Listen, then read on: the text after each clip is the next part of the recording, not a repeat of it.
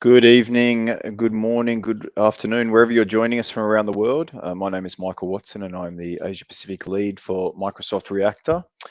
Today we have another wonderful Microsoft APAC event with Kasun Rajapakse. Kasun is a cloud enthusiast based in Sri Lanka, in Colombo. Currently works as a senior DevOps engineer for Ascentic. He's more than 8 years of experience in cloud technologies, is very well versed in multiple cloud technologies, and has a special interest in everything Kubernetes. He writes technical blogs around Kubernetes, Terraform, DevOps, and many more. You can find his blog. It's on our meetup page where you've come through. And we're going to have a fantastic session about best practices to secure Azure Kubernetes Cluster with Security Center and more. Without further ado, I will now introduce Kasun to the stream. Hi, Kasun. The session is yours. Okay, thank you. Thank you, Michael. So, good evening, good afternoon, good morning to all of you who are attending for this session from the world. So, today we are going to start this session around Azure Kubernetes technology. So, today I will discuss about how we can secure our Azure Kubernetes cluster and how we can use best practices to secure our Kubernetes clusters in Azure, right? So I hope this session will be very informative for you and for everyone. So please ask questions if you have any doubts related to Kubernetes, Azure Kubernetes cluster, or Azure Kubernetes service, or security related questions. So questions are welcome. I will hope you to see you in this session. Right. So first we'll see first little about my introduction. So as Michael introduced, I am a senior DevOps engineer and MVP in Azure. So I have Kubernetes certified and I have more than 8+ years of experience in cloud technologies. So you can find my blog in this URL kasunrajapakse.me, and you can connect me into LinkedIn as well. Okay, now let's Kasun, jump into the. sorry to interrupt. There's just the banner at the bottom, which is Streamyard is sharing your screen. If you could just hit the hide button next to that, that would be great. Okay, cool. Sorry. Perfect. Thank you. Okay, so next let's see what is today's agenda for us to discuss. So initially, I will give a little introduction about what is Azure Kubernetes Service. It's a very high level introduction. So, and what is Kubernetes Service and what is the Kubernetes architecture. So then let's get into the best practices related to Azure Kubernetes Service. So first we will see how we can secure our access to the Kubernetes AKS cluster API. Then uh, we'll talk about what is private clusters in AKS. Then we'll discuss about how we can integrate Kubernetes RBACs, role-based access control, with Azure AD to secure our access. Then we'll discuss about managed identities, how we can patch our cluster nodes. Then we'll see how Security Center, now it's called as a Microsoft Defender for Cloud, and how we can secure AKS clusters from Microsoft Defender Cloud, how we can secure our Azure container registries. Then we'll discuss about pod security context, the network policies, Kubernetes Secrets, then how we integrate TLS for your application to access via SSA, right? So there are a lot of content to cover. So we'll straight jump into the first section. Okay, so first we'll go into the Azure Kubernetes service. Let's take a high level introduction, high level architecture, how Kubernetes is working, right? So in a high level, Kubernetes has um, two there are two planes when you are working with Kubernetes, we call it one called master plane, and we have another one called worker nodes or control plane, right? So master node is like a brain of the Kubernetes cluster. So it contain all the important um, components like Kubernetes API server, control managers, scheduler, and etcd, right? So it's managed and scheduling. This master node is responsible for managing the pods and networking, scheduling pods, those kind of management tasks and security related stuff are done by the master node. Then other hand, we have the worker nodes. Worker nodes in the sense is where our workload is deployed, right? When you are creating a web pod or deployment or replica set or any kind of Kubernetes workload, it will deploy into the worker nodes. In the worker nodes also have our container runtime, then the Kubernetes kubelet, then the kube proxy which handles the networking and assigning IP addresses, those kind DNS handling, all of those components are in the worker node. So this is the very high level architecture of Kubernetes cluster.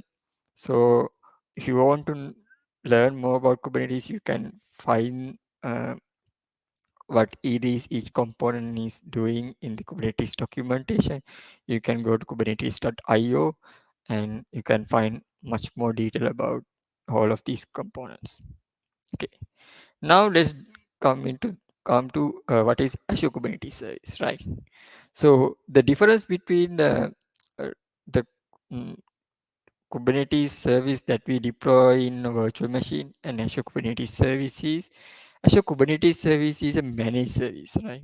So uh, if you are deploying Kubernetes service in your own premises, then what you have to do is you have to provision virtual machines. Then you have to have a separate master node component, worker master node VMs, then worker node VMs, right?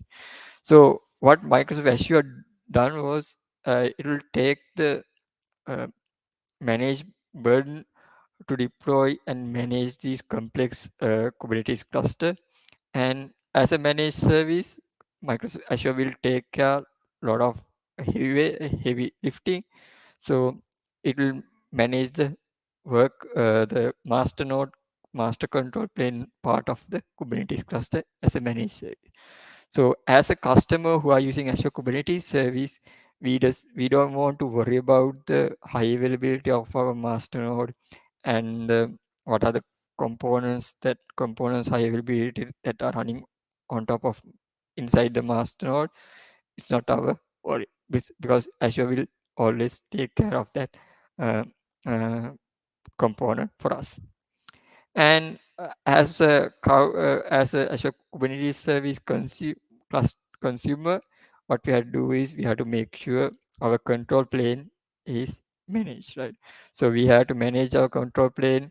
So uh, what kind of worker nodes we need to deploy, what are the node pools that we are going to deploy, and how to secure accesses, those kind of things are from our end we need to manage. But most of the heavy lifting is already done from the Microsoft Azure, and they continuously evolve the Azure Kubernetes service to give better automations and performance for us.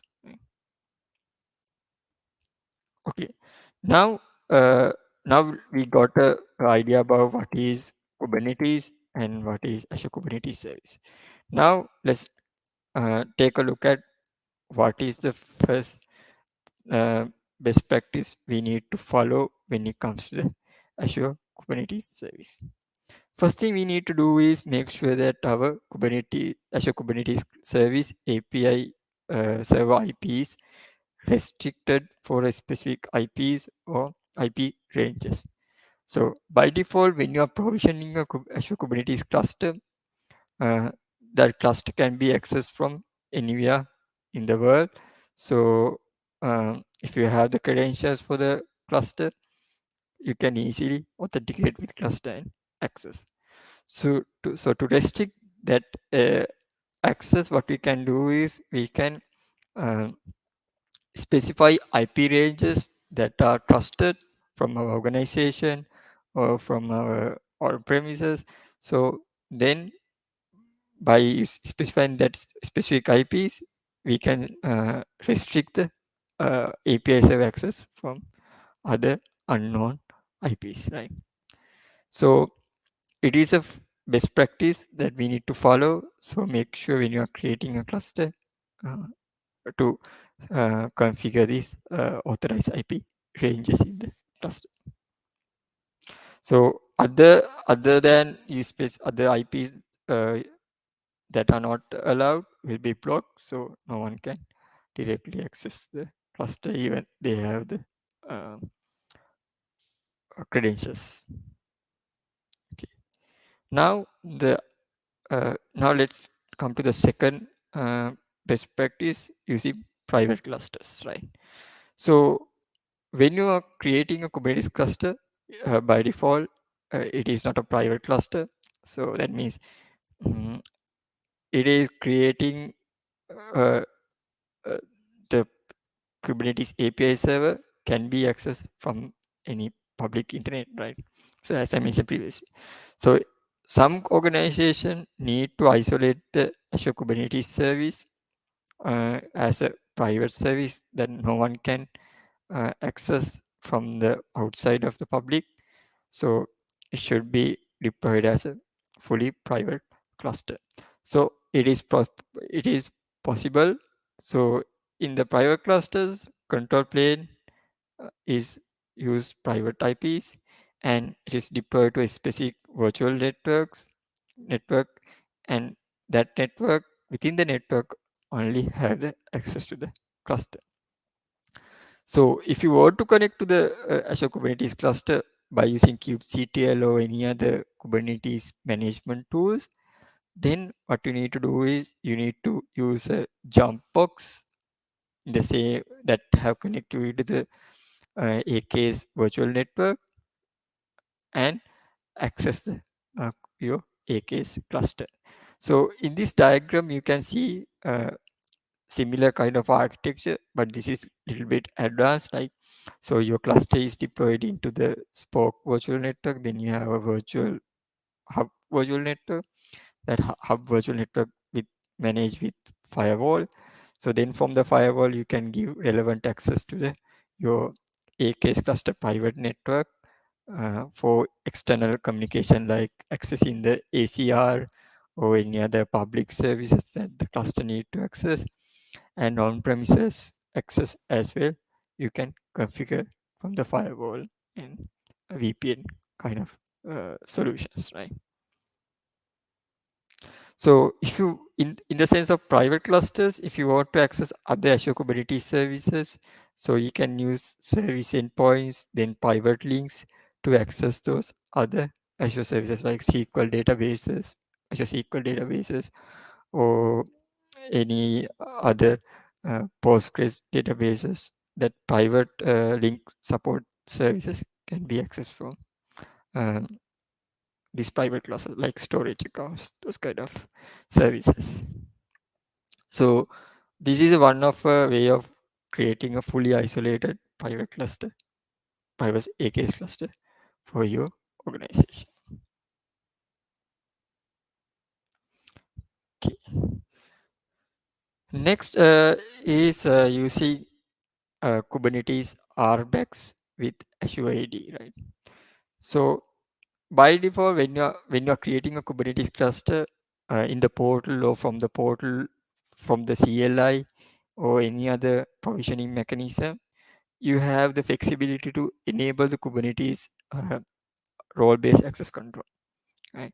So if you're creating from the portal, there's a tick mark option. So to enable the Kubernetes role-based access control or disable it. But high for I'm highly recommended to enable the Kubernetes RBAC role-based access control because it will give you a lot of security-related features like giving specific permissions to the pods and the users who are accessing the cluster. So Kubernetes RBAC is already in the Kubernetes itself. So when you are using Azure Kubernetes clusters, we can extend Kubernetes role-based access control with Azure Active Directory, right?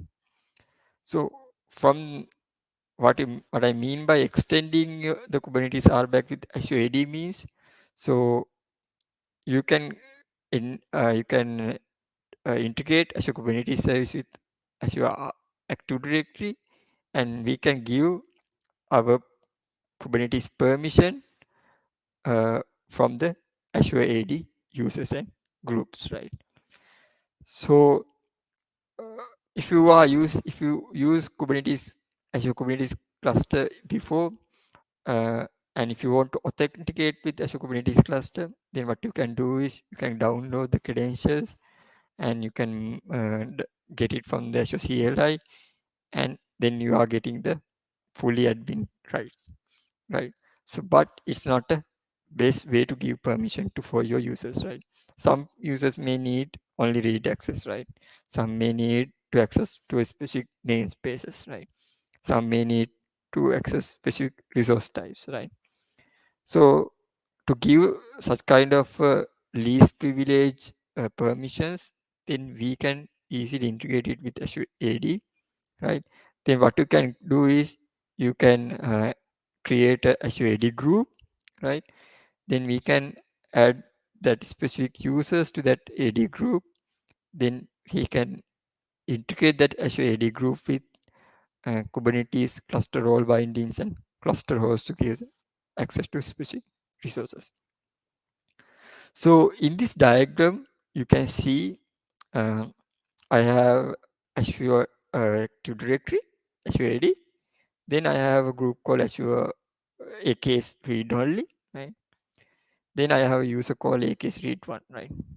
So I want to give this Azure read one user to access uh, to get resources, get only resource, get permission only to access this resource. That means get means he can see it's like read only uh, access, right? So he cannot do any modifications, deletion, or anything in Kubernetes. He can just view the configurations and resources, right? Then to do that, what we can do is we will add this user to this AKS read-only group. Then we are getting this group has an object ID, right? So then we create a cluster role with get permission, right? Specified. Then we'll create a cluster role binding. In the cluster role binding, there's a configuration to add users and groups as a subject. So we will put this object ID as a uh, user and user groups configuration, and we'll create a cluster role binding.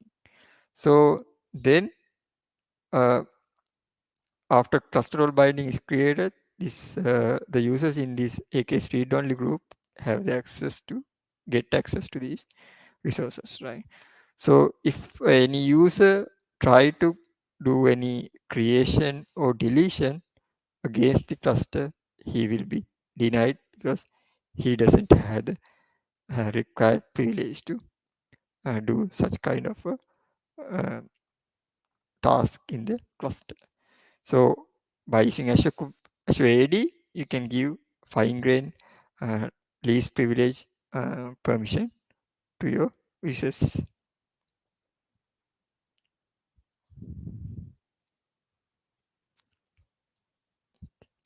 So next option we have to secure our clusters is using managed identities, right?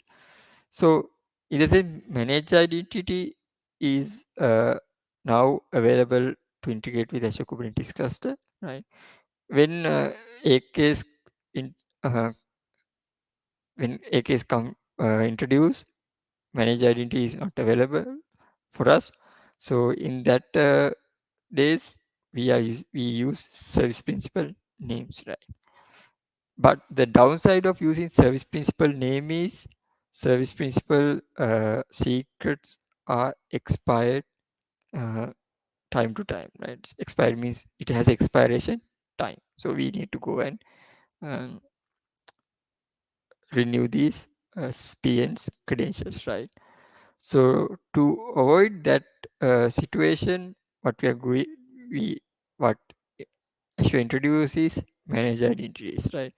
So manage identity do is it will automatically renew the credentials every 46 days based on Azure Active Directory default settings, and it's act like a wrapper around SPN. So you as a user, you don't have to worry about um, renewing the secrets and the credentials in SPN. So managed identity will be take care of. And managed identity can be used to give permission to other resources, other Azure related resources to access the cluster as well. So if you cluster need to access SQL databases or any other resources, it is possible to give permission from managed identities.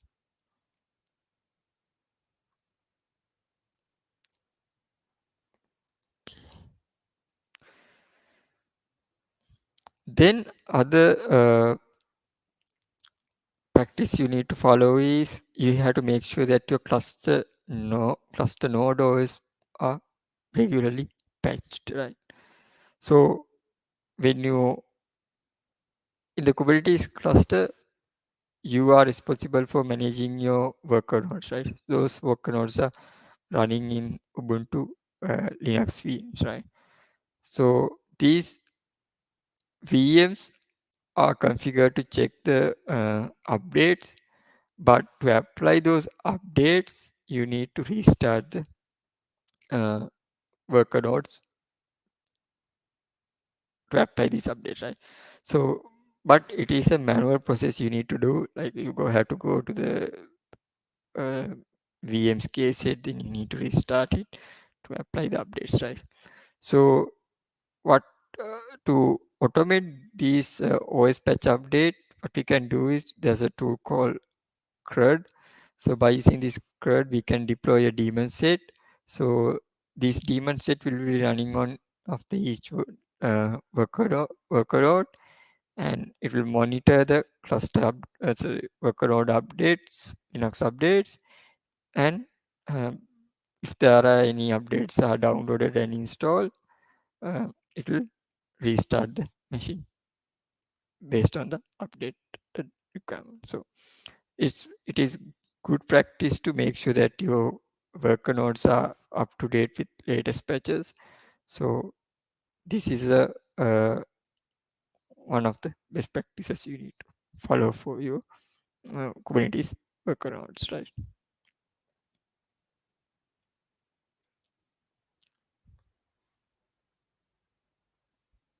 Okay. Now let's take a look at how Microsoft Defender, previously we call it as Security Center, uh, secure our Azure Kubernetes service, right?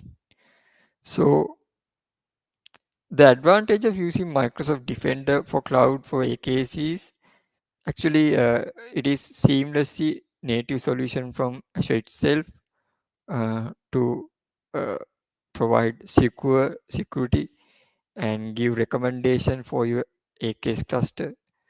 Not only the AKS cluster, Azure Defender has a lot of features like virtual machines and other services as well. So therefore, it also support Azure Kubernetes service. So Microsoft Defender automatically discover the Kubernetes clusters in your subscription. Then it will go and if you have the relevant pricing tier enabled in Microsoft Defender, then it will go and scan the cluster and its components, and it will provide you recommendations and misconfigurations that you have done in the Azure Kubernetes cluster. So it is a very good service. So you can see what are the recommendations you need to follow to make sure your cluster is secure. So you can take relevant action based on that recommendation. So they will provide you the recommendations and how to mitigate those misconfigurations. So everything will be follow given from the Microsoft Defender for Cloud. So it is much more easier for you to identify the uh, misconfigurations. So another thing is Microsoft Defender analyze raw security events that are publishing from the Kubernetes cluster, Kubernetes audit logs.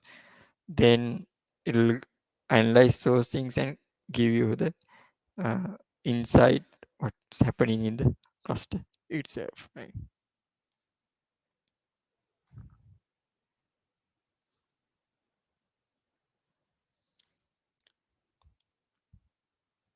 So next we'll see how we can secure Azure Container Registry from Microsoft Defender for Cloud. So when you talk about Azure Kubernetes Service or any containers platforms, you can't forget about the securing your container images, right? So it is very important to make sure that your container images are secure as well as your cluster is secure, right? Because if the container images are not secure, then your applications has vulnerabilities, and it will expose your application will be exposed to the hackers and other data leakages, right? So therefore, we need to make sure that our container images are scanned and regularly scanned and free of vulnerabilities in the images, right? So Microsoft Defender for Cloud provides such kind of a solution, right? It's as it is a native to Microsoft Azure. So Microsoft Defender will scan your container images in your ACR container registry, Azure Container Registry. Then by using Qualys vulnerability scanner, then it will identify any vulnerabilities that are available in your container images. Then it will give alerts and notifications for you to take the relevant actions to mitigate such kind of vulnerability. So when you go to the uh, Defender dashboard, you can see um, in detail what's this vulnerability, what is this, how to mitigate it, what are the recommendations that you need to follow to mitigate these vulnerabilities. So it is very good practice for you guys to enable these features in your uh, subscription. So it can be used for your security, increase your security in your clusters and images, right? So this is a screenshots for these vulnerabilities that are found from Azure Security Center, sorry, Defender, Microsoft Defender. So we'll see in the next demo how we can enable few of these best practices I have talked previously in inside the portal and cluster. Right. Now let's jump into the demo and see how we can do. Okay. So here I have my cluster, right? So this is my Kubernetes cluster. So in the as a first point, I have mentioned that we need to restrict access from public and provide only the authorized access, right? So we can do it, we can configure that in the cluster configuration of the AKS cluster. So you go to the cluster configurations, sorry, networking section, not the cluster configuration, in the networking section.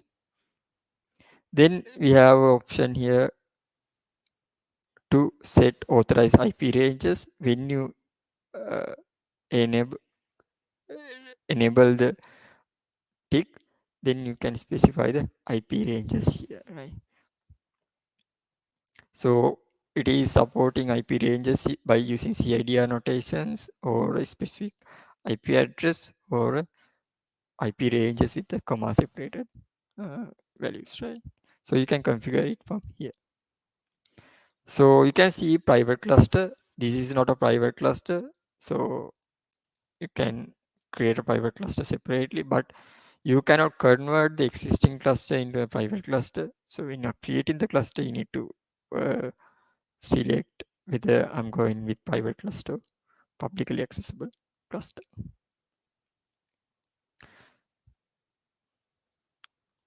Okay, so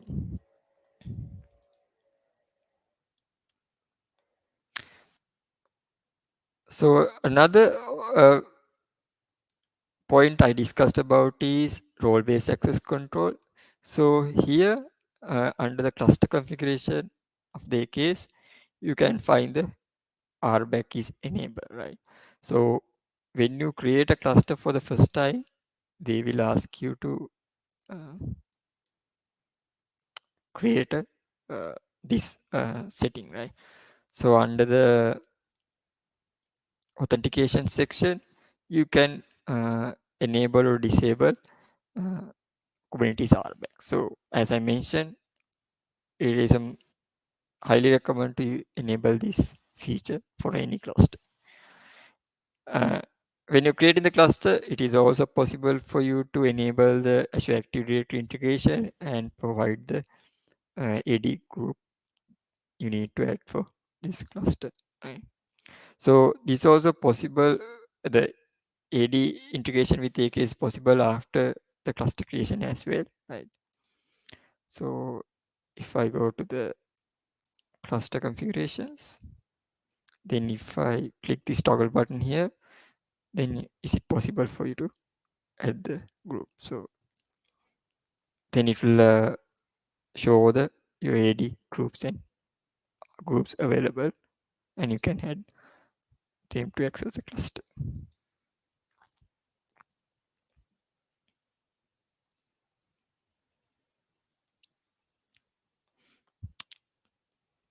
Yeah, so okay, now let's look into the Azure Security Center as our next demo, right? So I will go to the Microsoft Defender for Cloud. So it's renamed as Microsoft Defender for Cloud. And to work with Azure Kubernetes Service recommendation, you need to have the standard plan, right? So free plan doesn't work with that. So you have to make sure that it is enabled, right? Then if I go to the recommendations, you can see all the recommendations that are found inside my subscription, not only Kubernetes, other services, VMs, and databases, right? So it is showing as a group here. So what you can do is you can filter it based on your service. So I will select container registry and manage cluster, right? So first I will show you the Kubernetes related recommendation. So it has different groups: immediate vulnerabilities, restrict access networks, then permissions, right? So you can see role-based access control is already configured. So it has a it is in a green state. So you can see the severity, then tactics and techniques that security vulnerabilities can happen. Then if you go to any non-configured recommendations,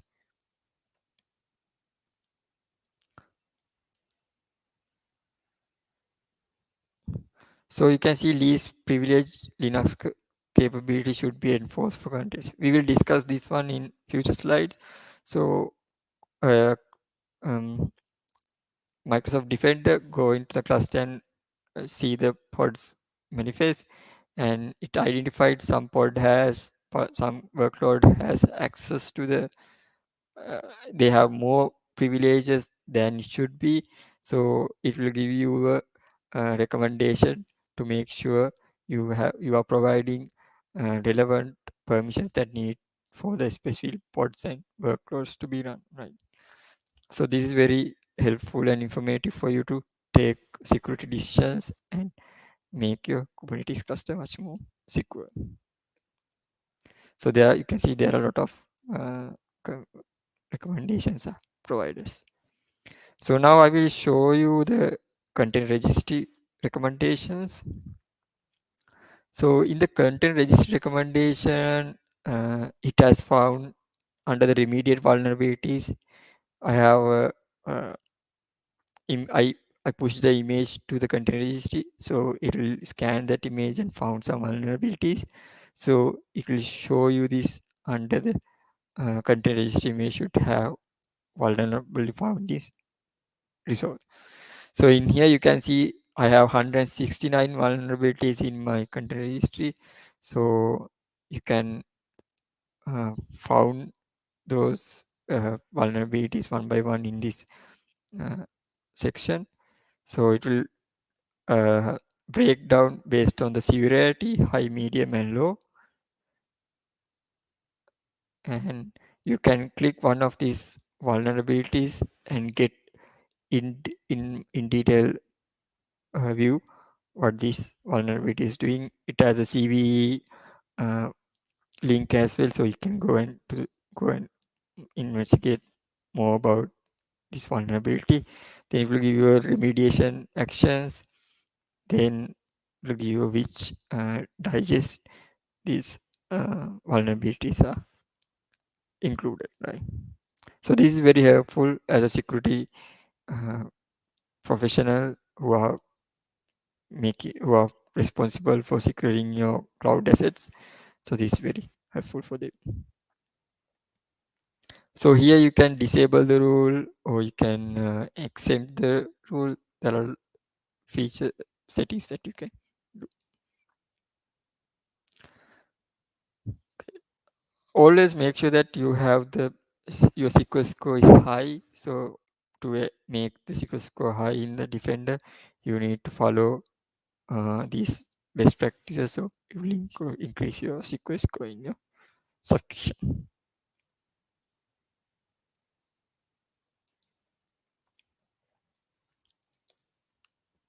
Okay.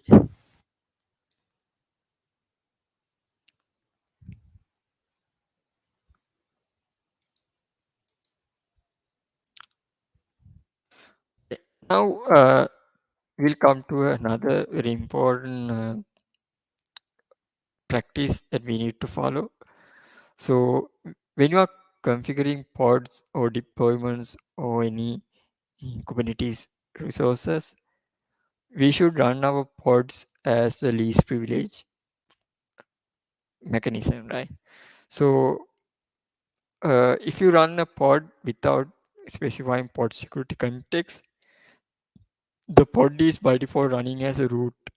That means that pod can do anything inside the pod. It can run any malicious code, in any scripts, anything can be run, right? So to avoid those kind of a situations, we can use pod security context in the Kubernetes resource manifest, right? So here there are a lot of security context you can configure. So I'm not going to discuss all of these security contexts, but most popular ones are run as user. So allow privilege escalations, then read only file systems, then Linux capabilities, giving specific Linux capabilities, and app armor configurations, SecOp configurations. So those things can be used to harden your containers security So it will make sure that your containers has specific permissions that are needed to run your applications, right? So in the coming demo, I will show you these few security contexts, how it will help you uh, uh, to mitigate security vulnerabilities, right? So pod security context actually can be implemented in two places in your Kubernetes manifest. One place, the first place you can add is in the pod level, right? In the spec of the pod, you can add security context. Other option is adding it in the container level. So if you have multiple containers, you can add security context in each container level as well. So if you put uh, security context in the pod level, it will override all of um, it will apply to the all the containers that are running inside the pod.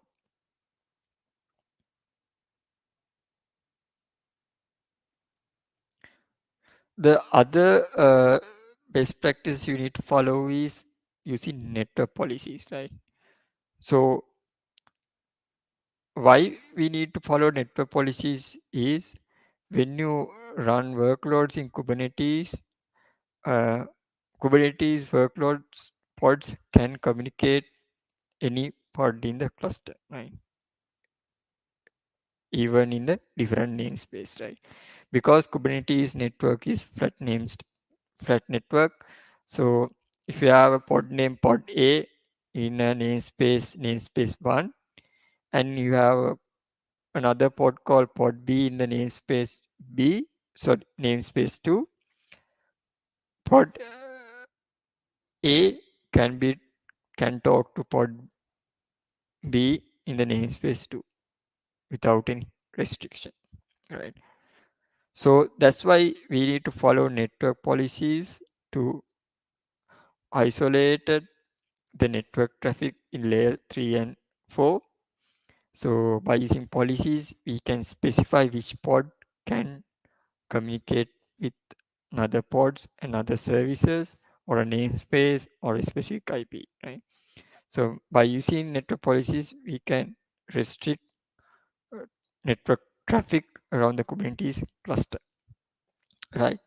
So if you are using Kubernetes cluster for multi-tenancy, like if you are hosting multiple customers application in Kubernetes one single cluster, then definitely network policies, pod security context should be applied.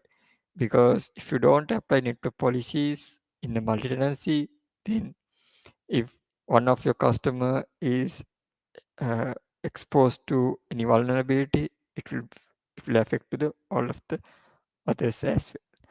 So that's why we need to follow network policies in the Kubernetes clusters, right? So uh, in the network policies, we have, it depends on what kind of CNI you are using, right? So CNI means container network, sorry, uh, container network interfaces, right? So most popular CNIs are like vWork, then Calico, then Azure has their own CNIs, then Funnel. There are different CNIs are available, right? But in a case, it's only support Calico and Azure. So if you are using any of these two uh, network CNIs, then you can apply network policies, right? So when you apply network policies, there are three entities we identified. One is which pods you need to allow, and which namespace you need to communicate, and which IP blocks you need to communicate. So these everything apart from IP blocks, namespace and pod uh, are based on labels.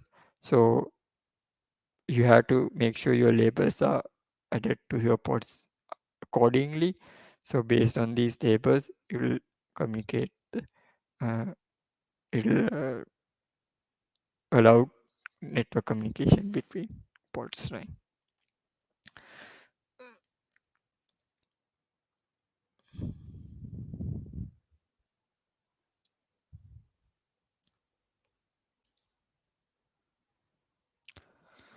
Okay, so the next security feature we are going to see is Azure Key Vault integration with secrets, right?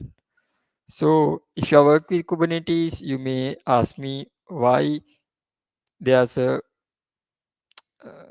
why we had to use Azure Key Vaults, because there's a inbuilt Kubernetes secrets, right? So to answer that question, my answer will be because Azure Kubernetes secret is not actually secure enough, because um, Kubernetes secret is a very simple base 64 encoded secret, right? That means if you have the base 64 content, then if you run the command base 64 decode with that content, easily you can get the secret, right? So it is not a very secure option for you to follow, right? So I have wrote a blog article about this one, so you can check out that blog on my medium kasunrajapakse.me. So I have explained why we need to follow much more secure uh, way of managing secrets in Kubernetes, right? So in the A case, we can integrate our Azure Key Vaults to manage secrets. So uh, by using that one, if your application need to store access any secrets, you can keep those secrets in the key vaults. Then uh, by using Azure Key Vault uh, CSI provider, you can access the Azure Key Vault secrets for your application by using Azure AD authentications, right? Because Azure Key Vault is compliant with the relevant requirements, like security requirements like FedRAMP and other HIPAA and those kind of security requirements. So it is a good place for you to keep your secrets stored, right? So Azure Key Vault can be used for keeping secret keys and certificate. So by using CSI driver, um, Azure Kubernetes Service can access the secrets in the Azure Key Vault.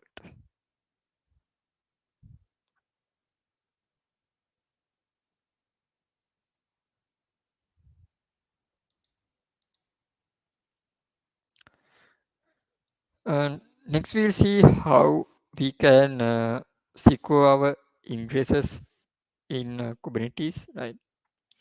So in Kubernetes, if you want to expose your application into the public internet, we have three methods. Yeah. So if you know about Kubernetes services, uh, it has cluster IPs, then node pods, then load balancers and ingresses. Four services, three, but ingresses is a fourth way of exposing your applications to the public internet, right? So cluster IP we cannot expose it to the public internet, because from the name you can identify it is only cluster level access. But node port can. So if in the node port service, it will punch a hole with the specific port you mentioned in the every node on your cluster, then your application can be accessed from that specific node in the cluster. Then when it comes to load balancer, in the A case, if you create a service with load balancer, it will create a public IP and add it to the Azure Kubernetes service load balancer, and you can access your application from that load balancer, right? So, but it's not secure because it is a typically layer 3 load balancer is there, 3-4 load balancer. So you cannot buy necessary certificate or any kind of stuff. So to make it much more secure, what we can use is ingress in Kubernetes. So in the ingress resource, we can specify TLS configuration, then route-based trafficking and SSL termination, and you can integrate with cert manager to automate your SSL provisioning. So there are a lot of advanced features, security features are available in the with the ingress, right? But to work with ingress, we need to have a ingress control installed in your cluster, right? So by default, when you create a cluster, Azure won't provide any ingress controllers, but there's an option you can use Azure Application Gateway Ingress Controller uh, and create a Kubernetes cluster. If you didn't specify Azure Application Gateway Ingress Controller, there won't be any ingress control in the cluster. So you can use your own preferred ingress controller for your application. So most popular ingress controller is Nginx ingress controller. So you can use that one or any other third party open source ingress controllers or paid ingress controllers like Kong, then Traffic, and then Istio. Then there are a lot of ingress controller types. So based on your application requirements, you can select one of those ingress controllers, right? So I highly recommended for you to use ingress for your application rather load balancers, so you can get much more secure traffic, secure communications to public internet. And if you can integrate with cert manager and test encrypt for automate your SSL provisioning as well. So next we'll come to the application gateway ingress controller. So I previously mentioned it is possible for you to create a Azure Kubernetes cluster with uh, application gateway ingress controller, right? So the advantage of using a application gateway ingress controller is than other ingress controller is you don't have to provision intermediate ingress controller itself inside the cluster, right? So if you're using Nginx, then you need to uh, spin up Nginx pods inside the cluster. Then you need to create a Nginx service. Then that service will communicate with the cluster load balancer, right? So there are additional hops added to your application to communicate with public, right? To you can avoid that one by using application gateway ingress controller, because when you configure application gateway ingress controller, it will remove the layer 4 load balancer from the cluster and it will add the application gateway as a load balancer, and it will create a pod inside the Kubernetes cluster to update the configuration of your ingress. So when you change the ingress service configuration, it will inform it the application gateway and configure it as it is, right? Uh, Basic features that are available in application gateway ingress controller is URL routing. You can do cookie-based affinity, TLS termination, end-to-end TLS. Then the added advantage is it is very easy to integrate with web application firewall, and it is possible for you to integrate with Let's Encrypt and set manager to automate certificate issues. So if you're using other ingress controllers like Nginx, then you need to use a WAF from the vendor or any third party WAF, right? So that's one disadvantage if you're using any third party ingress controller.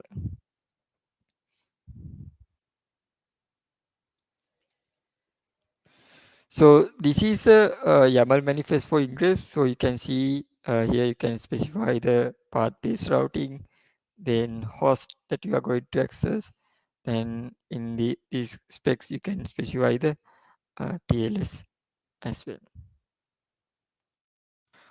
So I will jump into the demo and I will show you some of the features, some of the security configuration I have mentioned previously. So first we'll see pod security context, right? So as I mentioned, there are a lot of pod security contexts available, right? So in this demo, I will show you how to run a pod with a read-only file system and running as a non-root user, right? So I have few YAML configurations manifest here. So I will open one of the manifest.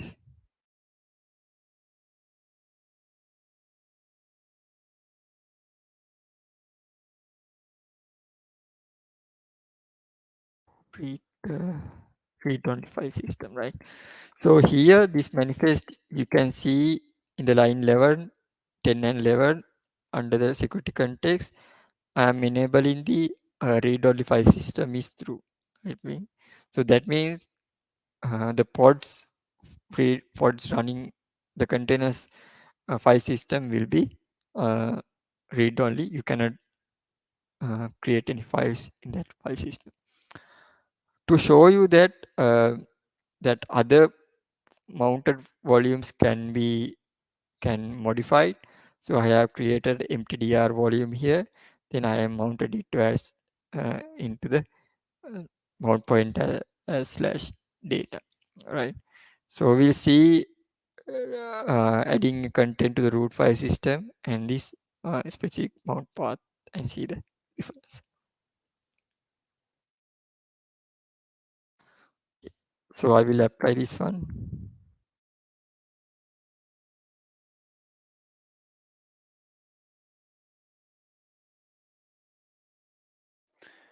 Kasun, there is a question that might be connected to what you're doing. How AGIC is connected to pods without NGINX ingress controller?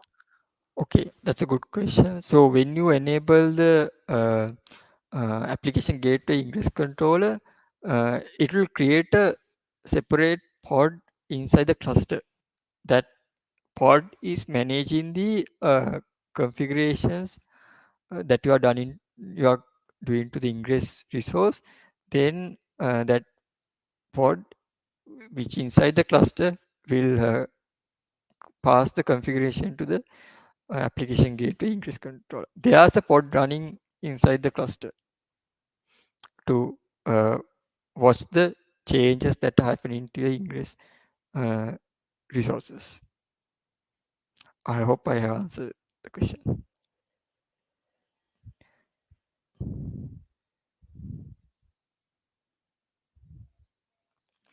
Okay, so now the pod is created. Let's see. So you can see pod read only fs is running. Okay. Now I will try to create a file inside the containers root file system, right? So kubectl sec,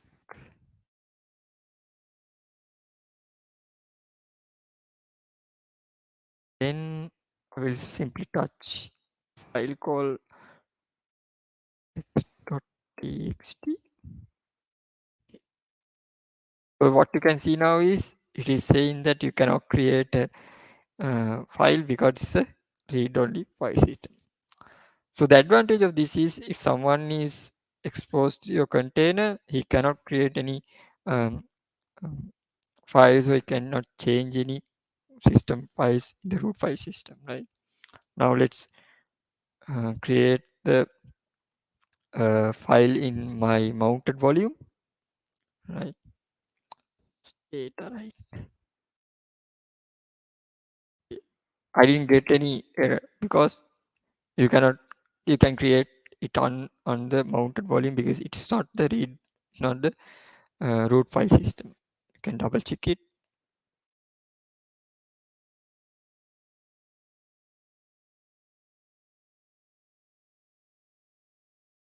See the file is there, right? Okay, so that's how you can apply the read-only file system for your pods. It is very important to apply these kind of securities. Now we'll see how we can run a container with non-root user, right? So I have a manifest with non-root user enable. Okay, let's take a look at the uh, manifest file.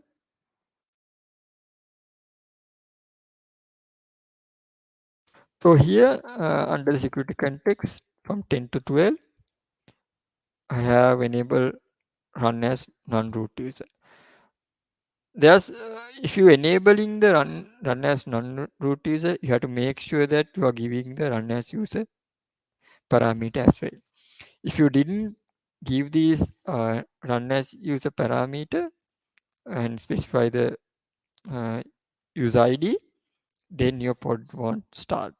It would say that this cannot be run as a root user because it is disable the run as user functionality, right?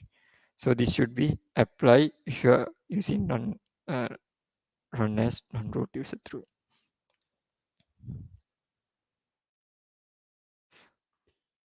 Now we'll run the container.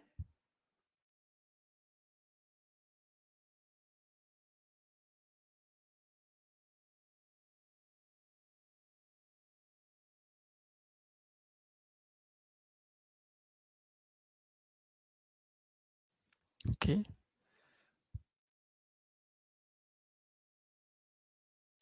Now I will see what is the user ID.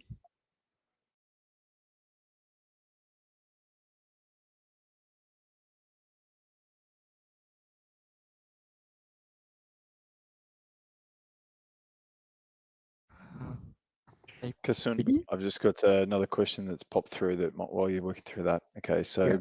I'm not using ACR.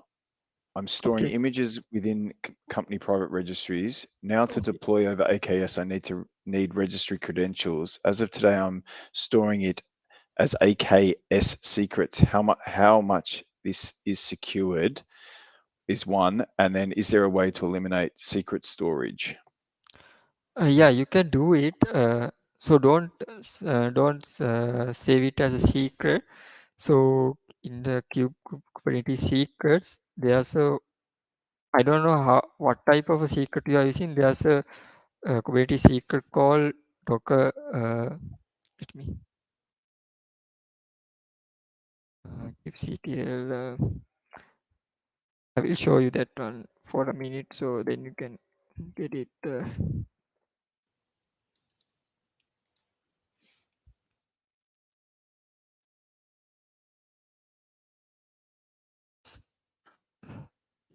So there's a secret type called image pool Docker secret type.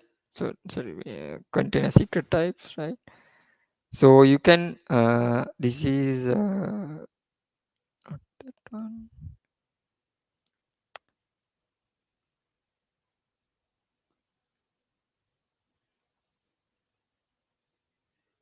Registry container type. So you can use that one for your storing your credentials. So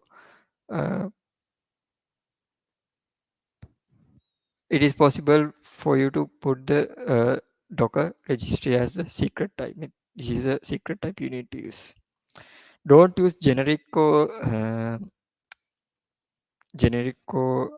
type. Use Docker registry secret type.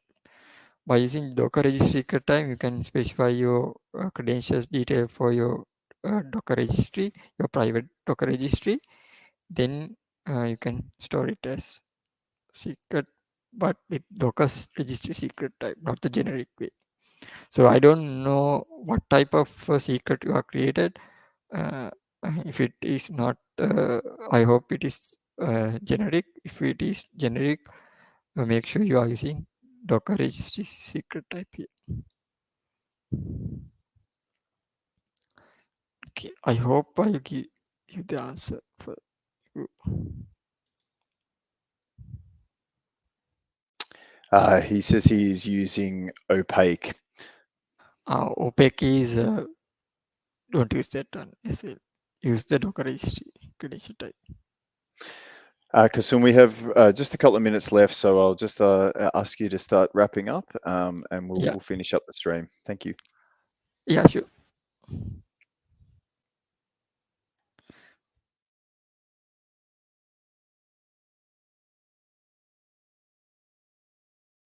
Okay. So if I put the root ID, then you can see it's running as 405. That is the user I have mentioned. Right. Okay. So I think we are running out of time. So any questions you have like to ask? No additional questions. Just the same gentleman, Jamal, was using the same way as the doc and not using generic. So was his statement. All right. Well, we've reached time. It's been a wonderful and informative session. I'm very grateful for your time, Kasun, and I do hope that that we'll see you on again. This session will be uploaded immediately to the Microsoft Reactor YouTube account. Please jump on that if you need to pick up something that you missed.